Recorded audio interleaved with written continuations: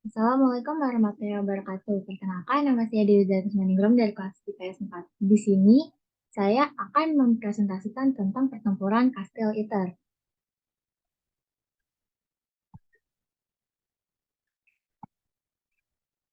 Nah, sebelumnya apa sih itu pertempuran Kastil Iter? Nah, pertempuran Kastil Iter ini terjadi di Austria menjelang akhir Perang Dunia II di Eropa pada 5 Mei 1945.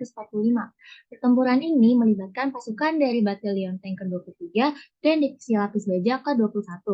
Amerika Serikat yang dipimpin oleh Kapten John C.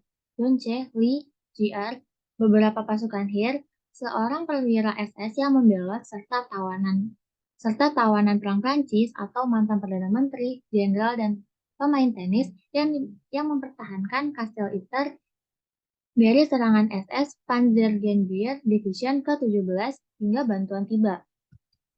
Mungkin pertempuran ini agak aneh karena biasanya pertempuran itu karena mereka itu biasanya bermusuhan dengan Jerman. Nah, tetapi kali ini mereka menjadi sekutu yang saling membantu dalam mempertahankan kastel tersebut melawan pasukan yang setia pada Adolf Hitler. Pada tanggal 3 Mei 1945, Boniface Djokovic itu meninggalkan kastel. Ia berpura-pura memiliki keperluan dengan Komandan Sebastian Weimar, padahal ia itu membawa surat yang berisikan untuk meminta bantuan oleh sekutu. Kemudian setelah melewati beberapa kota, kemudian ia tuh bertemu dengan resimen infanteri dari Amerika Serikat di kota Innsbruck. Ia memberitahukan tentang bahwa tahanan perang yang berada di kastil itu. Chukovic itu kemudian berusaha kembali ke kastil, sayangnya ia menemui kegagalan. Karena aksi yang dilakukan Znonimir Chukovic ini, Sebastian Zimmer itu mengkhawatirkan nyawanya sendiri dan meninggalkan posnya.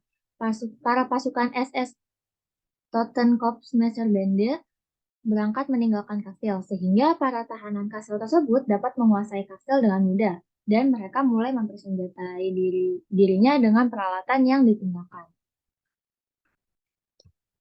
Para tahanan kastil tersebut kemudian mengirim Andreas Robert untuk pergi ke kota Wormley pada pada tengah hari dengan membawa surat yang sama seperti Djokovic dengan harapan mendapatkan bantuan di sana.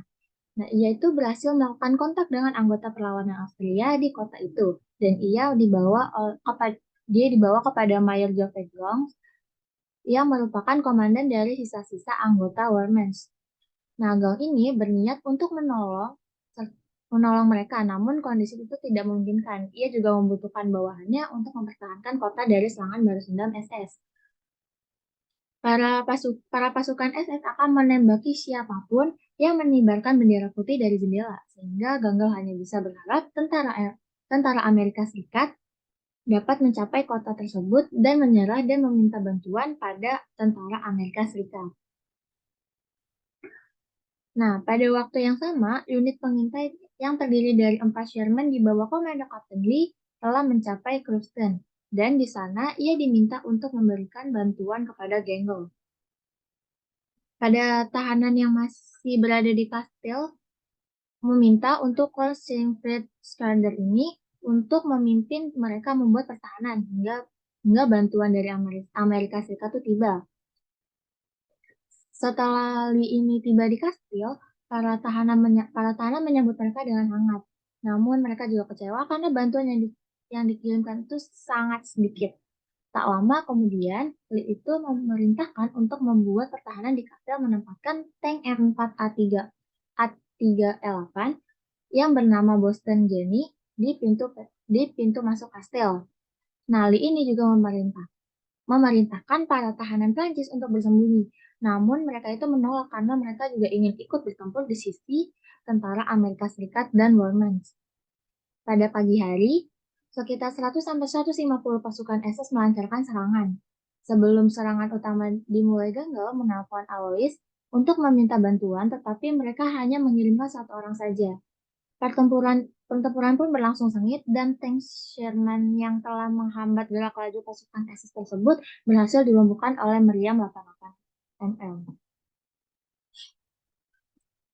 Mereka bertempur hingga sore hari. Bala bantuan pun tiba sekitar pukul 16.00 dan pasukan SS pun segera dikalahkan. Sekitar 100 anggota SS ditawan karena jasa Kapten Lee yang mendapatkan penghargaan Genggel tewas dalam pertempuran di tangan penembak jitu SS.